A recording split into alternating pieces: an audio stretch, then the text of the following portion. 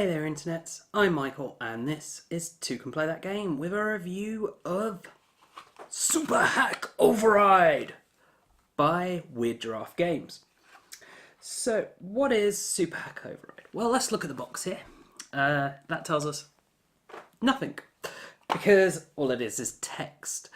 What is it then? Well, it's a interesting little card game that's designed to be played without a table if necessary.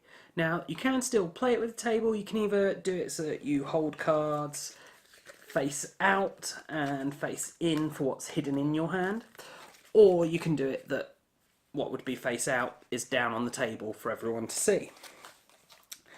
So how does this all work?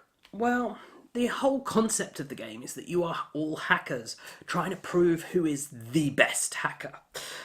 And the way you're doing this is by performing hacks and gathering intel and hack records and basically, evidence of what you have been doing.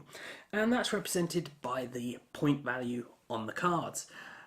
Once you get to the required number of points, which varies depending on the number of players, then you have won.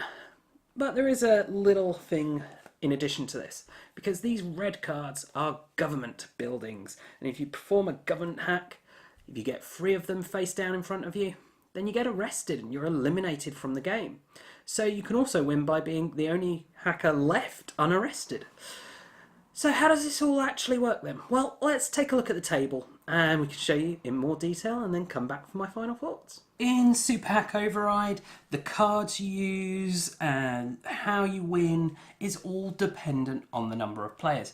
And it comes with a little card with a table that tells you, which cards to remove depending on the number of players from the deck, how many creds you need to win the game.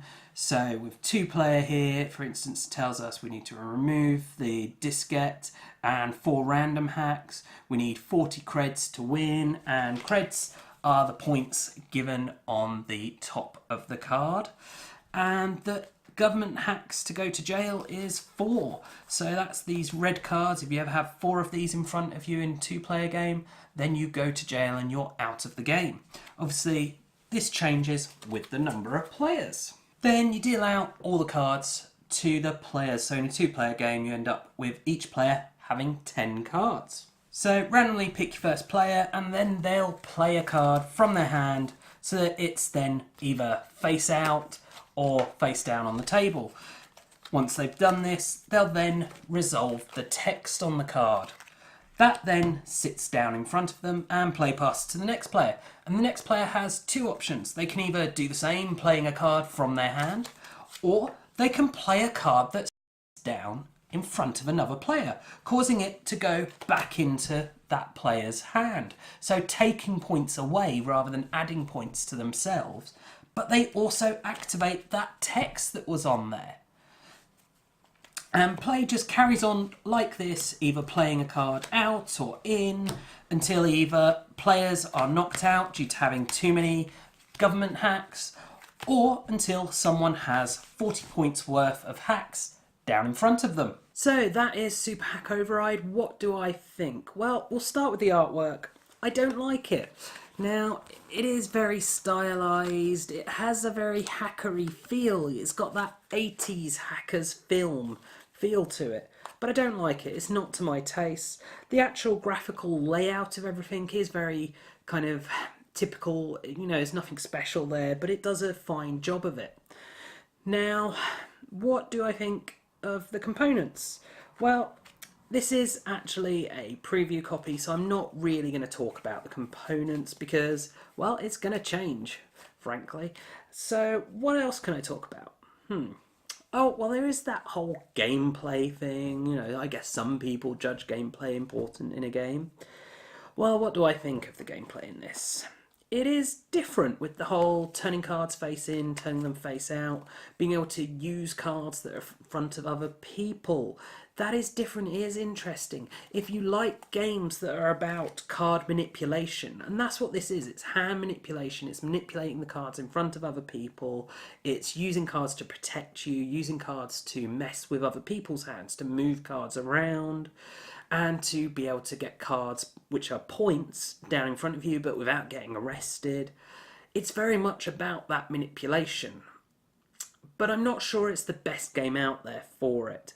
I think there's a lot of it, the way the cards work, that just feels very laborious. You know, you're going along, you're just slugging it through. You know, it's like, oh, I'll play this, I'll play this. It's all very, it doesn't feel like it flows right. You know, the whole time it just kind of clunks it down, especially in a two-player game. So can two-player that game? I really, really don't recommend this with two-player. In fact, I would say four-player minimum for this game. If you've got four players, you've got a bit more interaction between all the players. It makes it a bit more interesting, but otherwise it falls kind of flat, kind of dull.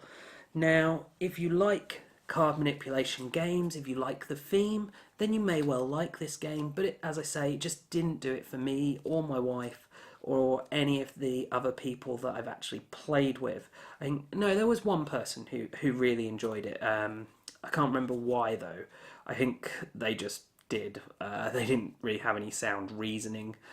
It might be because they won. But yeah, so Super Hack Override, a game all about manipulating cards with that hacker theme. Interesting mechanics with regards to you can use the powers of cards that other people have already used, and that also takes away points from them. So I do hope you found this review useful and interesting. Of course, if you have, please do check out the rest of the videos on the channel, as well as subscribing to the channel and sharing it with your friends and family.